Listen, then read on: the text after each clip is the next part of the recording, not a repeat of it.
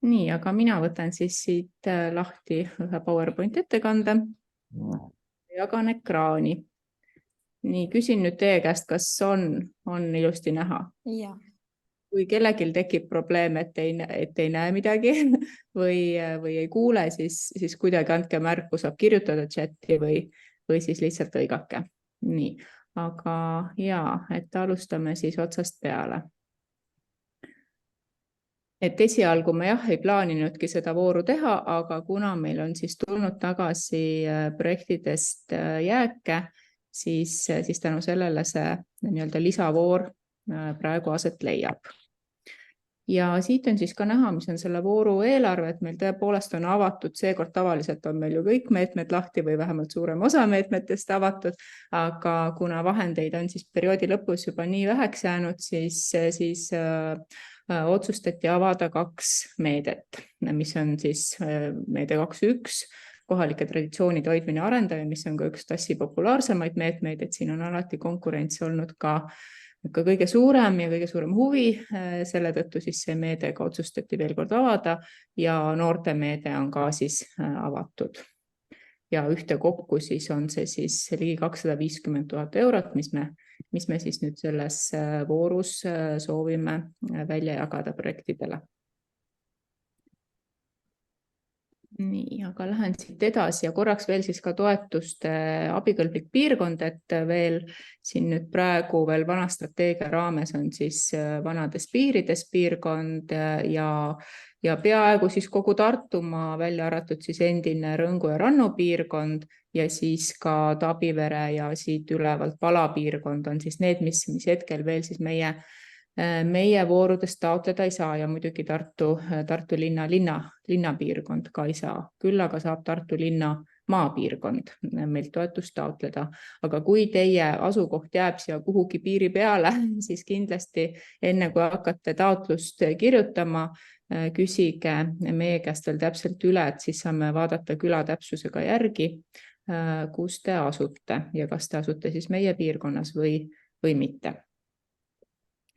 Nii, aga vaatame siis neid meetmeid siis natuke lähemalt, et neid 2 meedet, et siis nii-öelda me ise kutsume seda kogukonna meetmeks, aga siis kohalike traditsioonide hoidmine, arendamine ja siin on toetatavad tegevused seotud siis kultuuripärandiga, selle siis hoidmise, arendamisega, eksponeerimisega, siis toetame ka sündmusi,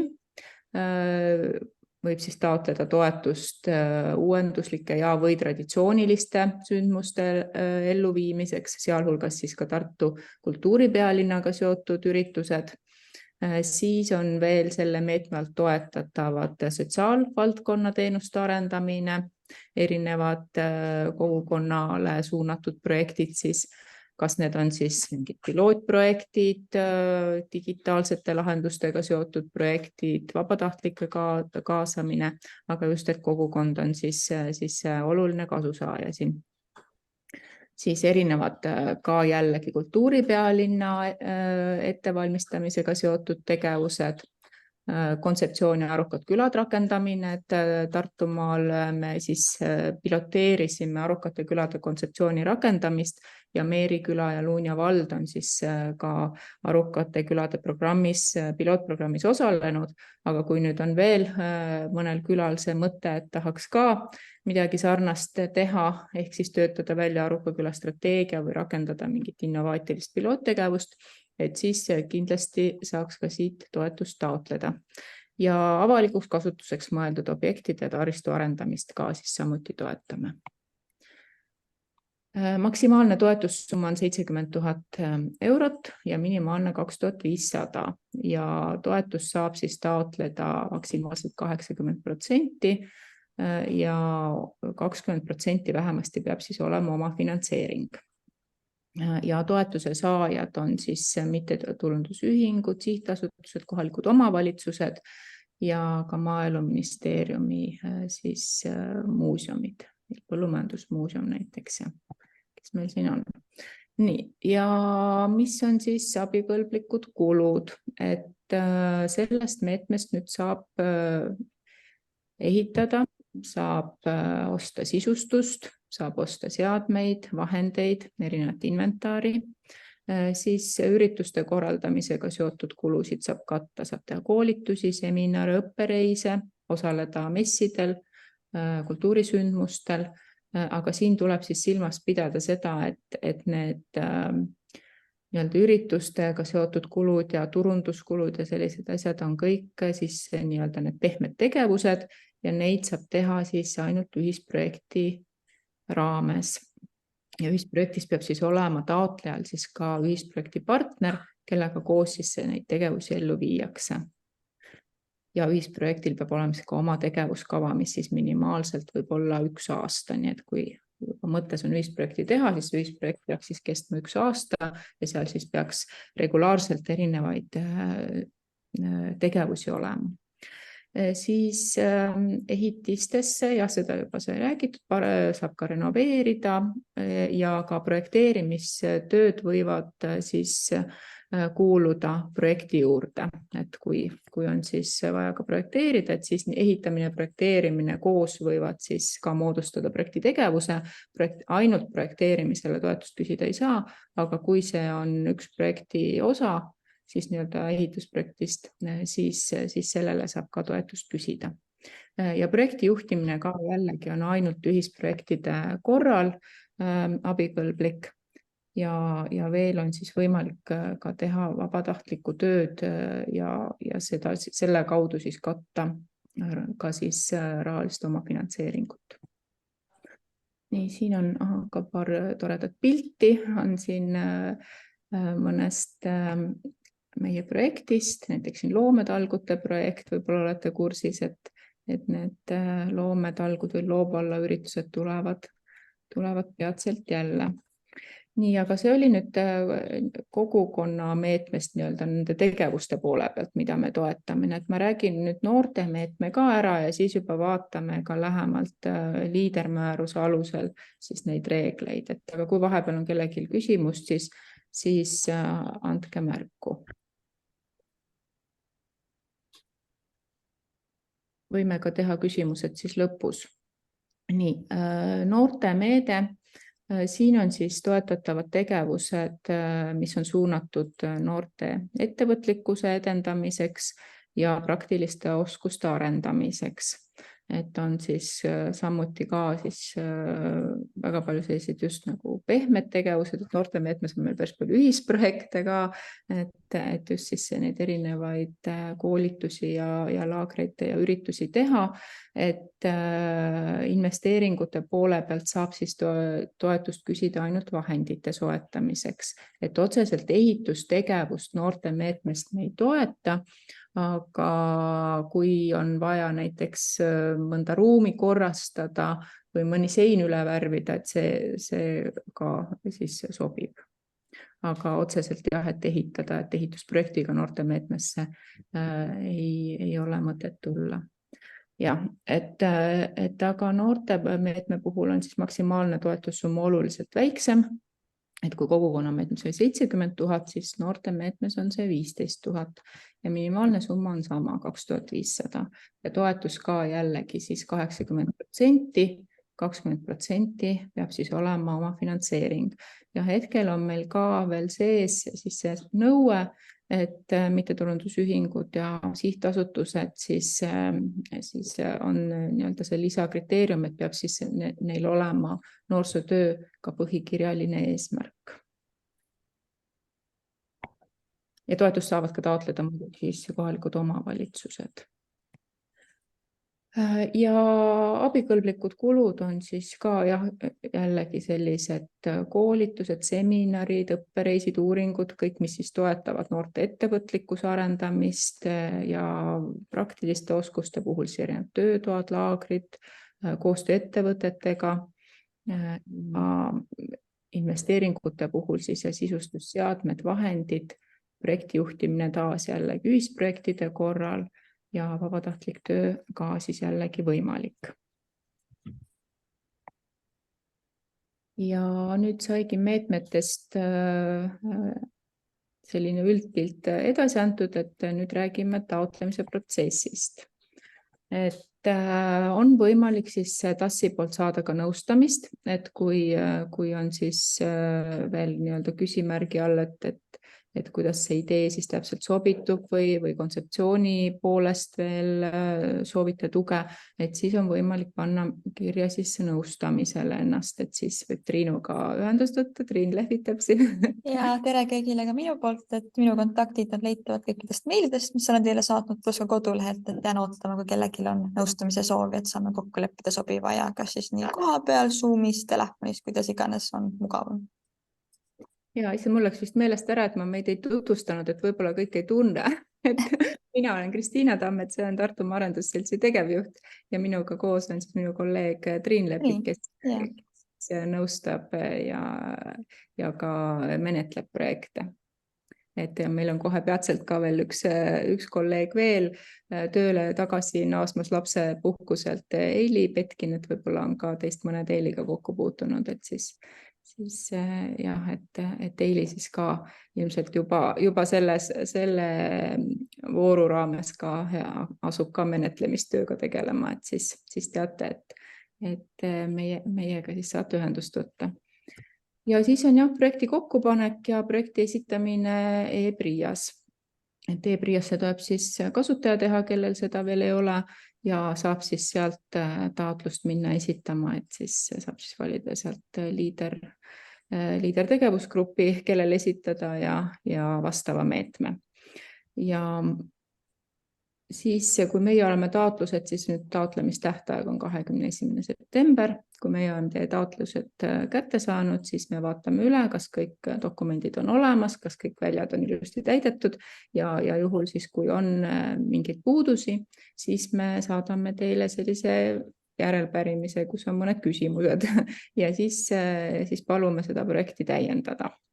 Ja selleks tavaliselt me anname ka nädal aega umbes, et saate siis need vastavad korrektuurid seal ära teha ja pärast seda lähevad projektid, kui projektid on üle vaadatud, parandatud, lähevad siis meie hindajatele välja, et hindamiskomisjon on siis Tartumaa Arendusseltsil 30-liikmeline ja sealt me siis valime siis juhuslikkuse printsiibil alati need hindajad ja 5 hindajat hindab iga projekti taotlust siis kriteeriumite järgi ja niimoodi siis moodustub siis projektide paremusjärjestus.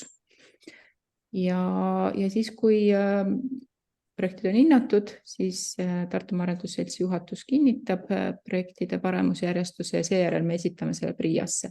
Kuna meil seekord on nüüd 2 meedet menetleda ja loodetavasti me jõuame kiiremini, kui varasemalt meil on olnud rohkem meetmeid lahti ja suurem hulk projekte, et siis me tegelikult tahaksime päris kiiresti siin oktoobris juba jõuda need projektid ära hinnata ja siis isegi juba novembri alguse poole PRIAsse ära esitada nimekirja. Ja projekti tegevusi võib hakata tegema siis sellest hetkest, kui meie oleme nimekirja PRIAsse ära esitanud järgmisel päeval, võib juba hakata projekti tegevusi teostama. Aga me oleme suuremate projektide või siin investeeringute puhul ka ikkagi soovitanud ära oodata PRIA otsuse ja PRIA otsus võtab ka aega seal 2-3 kuud, vahest on ka rohkem läinud. Et see otsus siis, kui meie esitame novembris nimekirja, PRIAst võiksid need otsused siis hiljemalt jaanuaris-veebruaris tulla. Aga võib ka hakata, kui on kiireloomuline projekt ja kiiresti vaja tegutseda, siis võib ka hakata varem ellu viima ja need tegevused on siis abikõlblikud.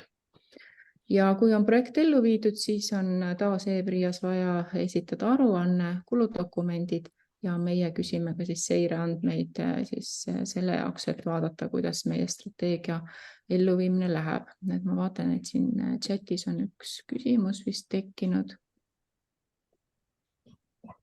Kui samasse meetmesse on tehtud taotlus, mis on alles pooleli, kas siis ka tasub taotlema hakata, et äkki korraks täpsustada seda küsimust, et kui Ja, tere, mina Kadri Jääkeskusest. Oleme saanud PRIA-st samast meetmest taotlus siin nüüd kevadises voorus ja töö on lõpetamata.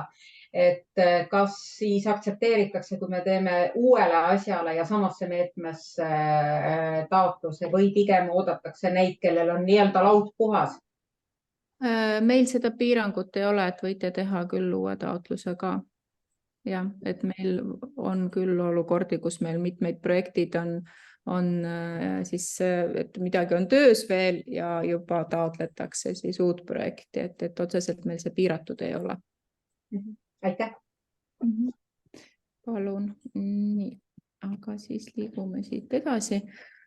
Jah, projekti toetuse taotlemine siis vastuvõtt algab täna ja PRIA-s on meie meetmed siis avatud, need 2 meedet ja saate siis esitada 21. septembri hilisõhtuni siis, et kell 12 läheb siis lukku see voor.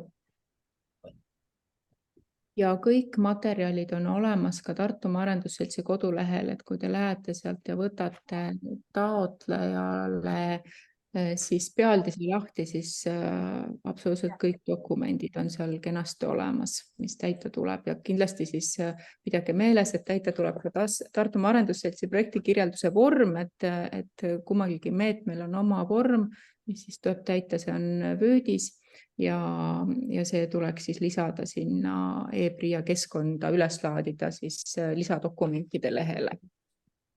Et see on väga oluline vorm, sellepärast, et seal on võimalik lahti kirjutada projekti sisu ja hindajad just hästi põhjalikult loevad seda vormi, sest seal on kõige rohkem infot projekti kohta, et PRIA vormis paraku ei ole nii palju neid väljasid, kuhu annaks sellist infot sisestada. Et siis tasub sellele Wordi vormile tähelepanu pöörata. Ja need lisadokumendid siis mida meie küsime, ongi siis järgmised. Et tuleb siis ära täita see vastava meetme taotlusvorm. Siis on vajalik hinnapakkumused, kui tegevus on vahemikus 1000 kuni 5000 eurot, siis küsime ühte hinnapakkumist. Kui tegevus on nüüd siis käibemaksuta suurem kui 5000 eurot, siis on vajalik esitada 3 hinnapakkumist. Ja loomulikult need, kes siis on riigihanke kohuslased, nendel on siis oma reeglid veel, mis nad siis peavad järgima. Ehitamise puhul siis ehitusluba või ehitusteatise ärakiri, seda siis saate vallast teada, mis täpselt nõutav on. Ja juhul, kui ei ole vaja, et siis võib ka võtta vallast selle kinnituse, et jah, et ei ole vaja, et siis saab selle lisada taotluse juurde ja on kohe selge, et selle tegevusega siis ei ole ehitusluba või ehitusteatist vaja. Siis ehituse puhul väljavõte ehitusprojekti joonistest koos seletuskirjaga on siis vajalik esitada. Ja äriühingu pool, siin on nüüd veel see sisseänd, aga kuna meil siin meetmes ei ole äriühingud üldse kogukonna meetmes ja noorte meetmes abikõlblikud, siis sellele ärge pöörake tähelepanu, et majandusaasta aruande esitamise nõue on siin. Aga kui nüüd projekti juhtimise kuludeks küsite toetust, et siis on vajalik ka projektijuhi CV esitada. Ja veel tuleb siis esitada investeeringu objekti omandiõigust või kasutusõigust tõendav dokument. Kui nüüd see objekt, kui te ei ole omanik, siis kindlasti on vajalik siis dokument, mis tõendab seda, et teil on õigus seda objekti kasutada, ehk siis on olemas rendileping või siis mõni muu selline leping, mis teile need õigused annab. Hinnapakkumise nõude taha sellest sai räägitud, et hinnapakkumusel peab see olema välja toodud taotleja nimi, et kellele siis hinnapakkumine on suunatud. Seda ei ole vaja siis juhul, kui on tegemist veebilehe väljatrükiga. Siis hinnapakkumisel peab veel olema ka hinnapakkuja nimi, registrikood ja kontaktid ja hinnapakkumise väljastamise kuupäev. Samuti siis käibemaksuta ja käibemaksuga maksumus. Siin on nüüd välja toodud ka liidermääruse järgi siis abikõlblikud ja järgnevatel slaididel abikõlbmatud kulud, aga kui te tahate veel nagu detailsemalt ennast kurssi viia, siis mina hästi soovitan ikkagi taotlejatel seda liidermääruse projekti toetuse osa lugeda ja seal see ei ole väga pikk, aga seal põhimõtteliselt on ka kõik need nõuded kirjas, et mis siis on toetuse taotlemisega seonduvad reeglid.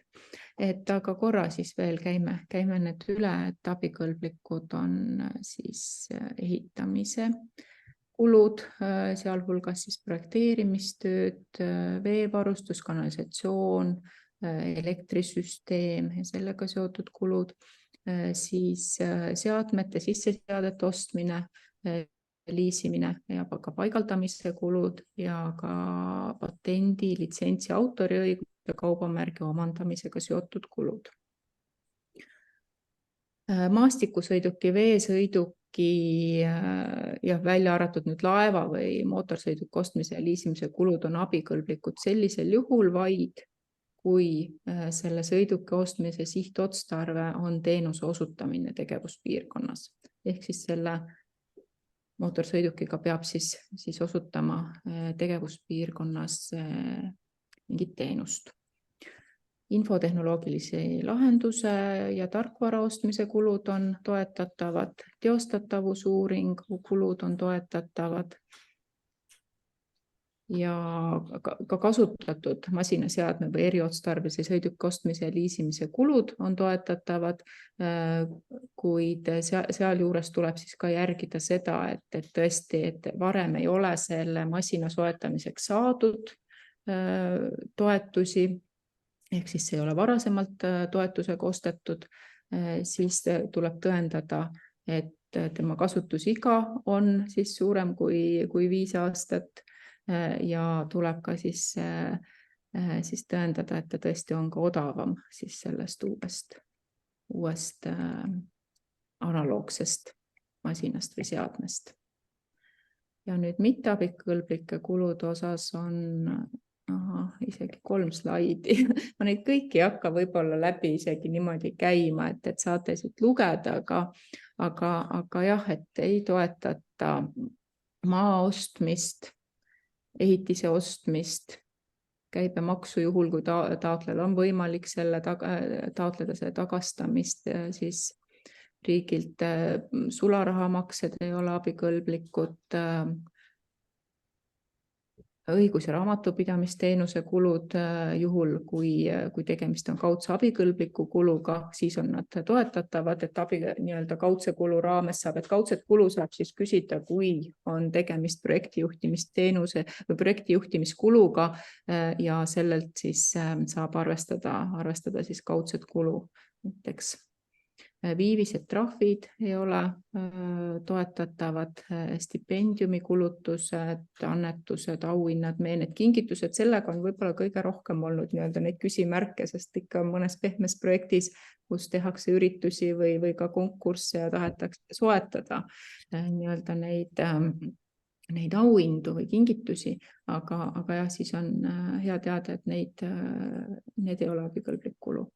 Erisoodustuste maks ka ei ole.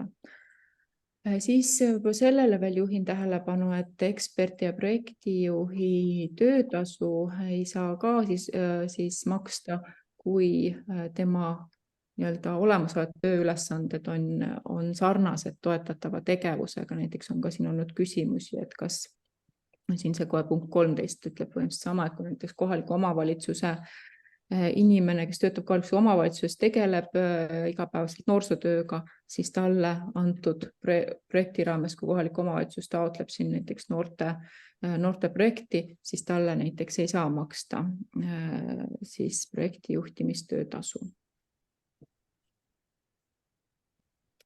Ja, aga kindlasti tasub alati neid, kui on mingi kulu osas küsimus, et kas ta on siis toetuskõlblik või mitte, et siis tasub meie käest alati ka nõu küsida, aga loomulikult me alati vaatame kõik teie taotlused ka läbi selle pilguga, et ei oleks selliseid kulusid sees ja üldjuhul üldjuhul lähevad kõik need taotlused juba selliselt hindamiskomisjoni, et ühtegi mitte abikõlblikku kulu seal sees ei ole, et siis me teeme ka vastava ettepaneku teil need kulud sealt välja võtta või teha mingi muudatus.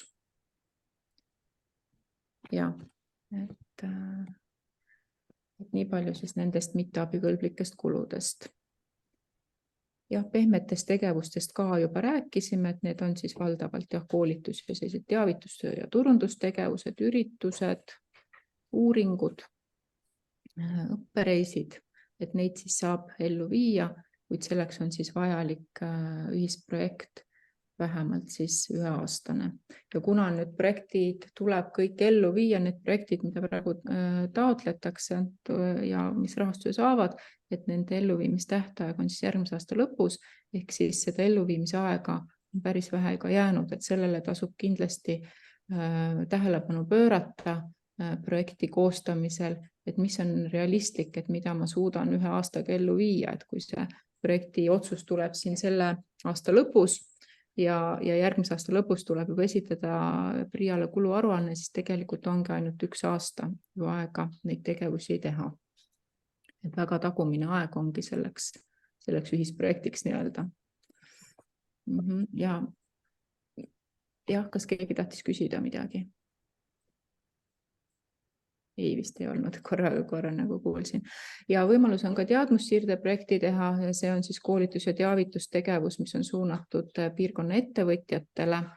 Et kahjuks ühtegi teadmussiirde projekti ei ole sellel programmperioodil, õigemini on küsitud, aga neid ei ole ellu viidud, et ilmselt on see projekti liik olnud keeruline, võib-olla uuel perioodil tuleb seda kuidagi teistmoodi mõtestada või vastavat siis teavitustööd teha, et kui nüüd sellist projekti tüüpi ellu viia. Ja seireandmeid, et meie kogume siis seireandmeid, kuna meil on strateegias siis seatud hulk indikaatoreid, mille täitmist me jälgime ja palume siis pärast projekti lõppu need andmed esitada. Nii, aga natuke räägin siis taotluste hindamisest ka. Et hindamiskriteeriumid jaotuvad laias plaanis 8, on siis meetmespetsiifilised kriteeriumid, ehk siis vaadatakse täpsemalt seda meetme eesmärki ja selle konkreetse projekti vastavust sellele eesmärgile indikaatoritele.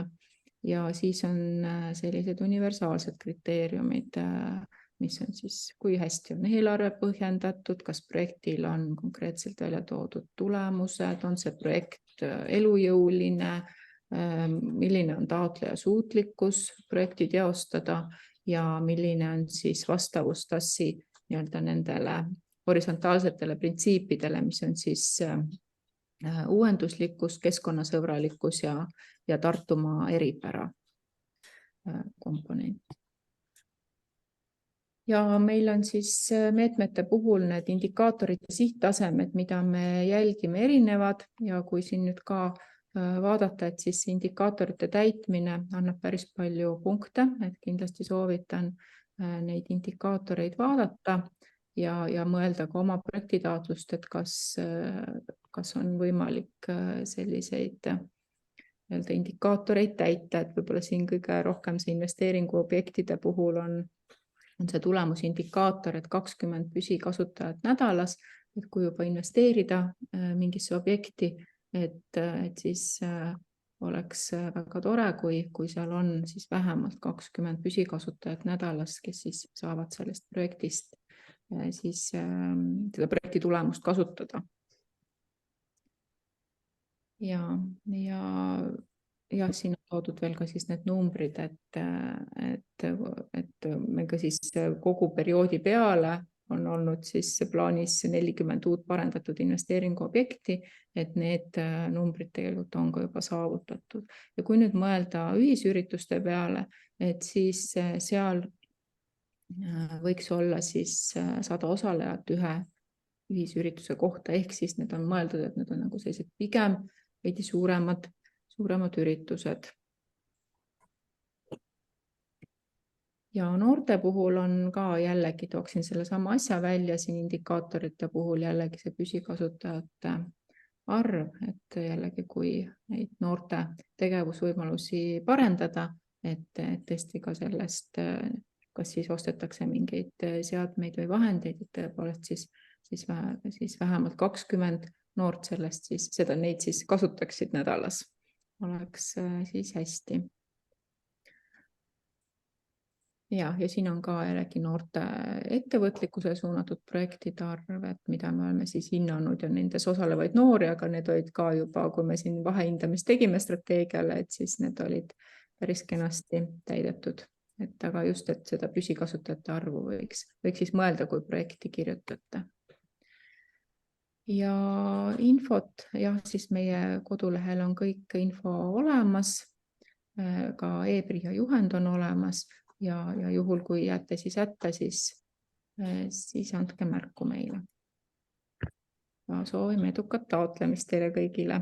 Ma panen nüüd selle PowerPointi kinni ja ootame siis küsimusi või arutelu või kui tahate ka mõnda oma ideed praegu kohe konsulteerida, siis saame seda teha. Võib ka, kes tahab, võib ka kaamera sisse lülitada.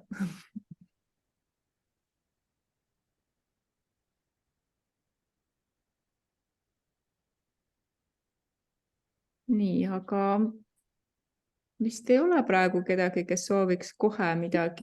Mina tegelikult küsiks, mis puudutas siis seda teadmussiirde projekte ja kas ma saan ikkagi õigesti aru, et meil tegelikult sellest voorust ju meil mingisugused koostööprojekte koolitamiseks, ettevõtjate koolitamiseks, kas sinna on siis need oodatud või pigem mitte? Ei, neid võib ikka taotleda ja ikka teadmussiirde projekti võib ka teha, aga seda tasuks kindlasti tulla nõustama, kui teil on nii-öelda see ettevõtjatele mõeldud koolituse programm või kava üldjoontes nagu olemas, et siis võiks kindlasti korra meiega üle konsulteerida ja võib-olla me isegi konsulteeriks PRIA-ga, sest neid teadmussiirde projekte on tõesti ülivähe olnud ja kindluse mõttes vaataks selle kava koos üle. Okei, selge. Läheb sinna alla või ei lähe, ja. Aga ma saan aru, et on mõte teha. Ei, meil lihtsalt on üks projekt on praegu pooleli. Ma ei mäleta lihtsalt, kas ta selle teadmussiirde alla läks või ei läinud, aga ettevõtjate koolitamine loovhommikute näol ja meil see lõpeb nagu septembriga ära ja meil on hetkel nagu mõned mõtted on olnud, aga ma ausalt öeldes ei teadnud, et ta nagu sellest meetmest abikõlblik võiks olla. Selge. Aga ma lugesin, et on suuremate... Sirli, nüüd sa paned mind ka mõtlema. Oota, üks moment. Oota, mis meetmest te tegite seda loovhommikute projekti? Võrgustiku. Seal oligi nagu konkreetselt võrgustiku töö. Aga ja, et see nüüd hästi sõltub tõesti. Tegelikult, kui on olemas nüüd see ettevõtjatele mõeldud koolitusprogramm, siis võiks küll, et kui ta on nagu selline sotsiaalse ettevõtluse ja võib-olla kogukonnale suunatud teenuste arendamisega seotud, siis ta võib-olla võiks siia nagu sobida, sest et see kogukonnateenuste teema ja sotsiaalne ettevõtlus on siin nagu sees kogukonna meetmes, aga kindlasti, kui ta on nagu seotud sellise traditsioonilise ettevõtluse ettevõtjate koolitamisega, siis pigem ta ei ole selle meetme teema. Okei, siis ma sain vastuse. Aitäh. Ja, palun.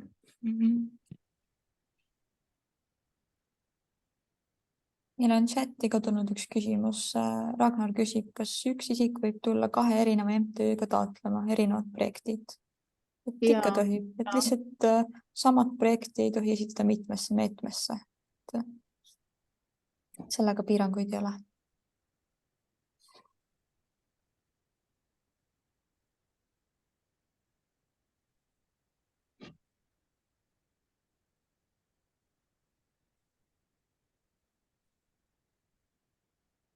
Kas on veel küsimusi?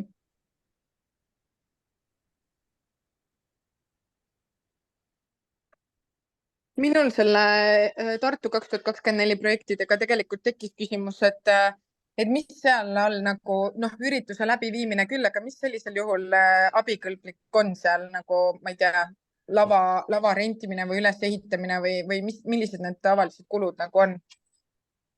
Ja seal võibki olla jah, et kas siis selle sündmuse läbiviimisega seotud siis lavarent, esineja kutsumine, siis mis on seotud seal võib-olla turvateemadega, rohefestivali teemadega, et keskkonnasõbralikuks sündmust kujundada.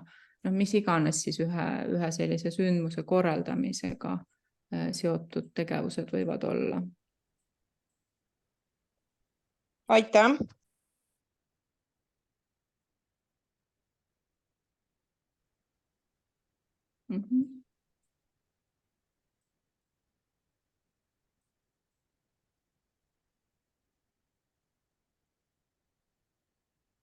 Ja, kas on veel küsimusi? Vaatan, et Andri tegi mikrofoni lahti või oli ennem lahti juba? Ma ei pannud tähele.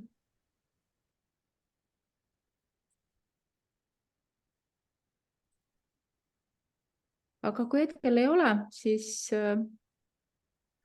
suur tänu kõigile ja edukat taotlemist ja andke siis märku, kui tekib küsimusi ja kui on selliseid tegevusi, mille osas võib-olla on kahtlus, et kas ta võiks sinna meetmesse minna või kas see et just see kogukonnameede ja noortemeede, et siis vaatame veel koos üle ja arutame läbi.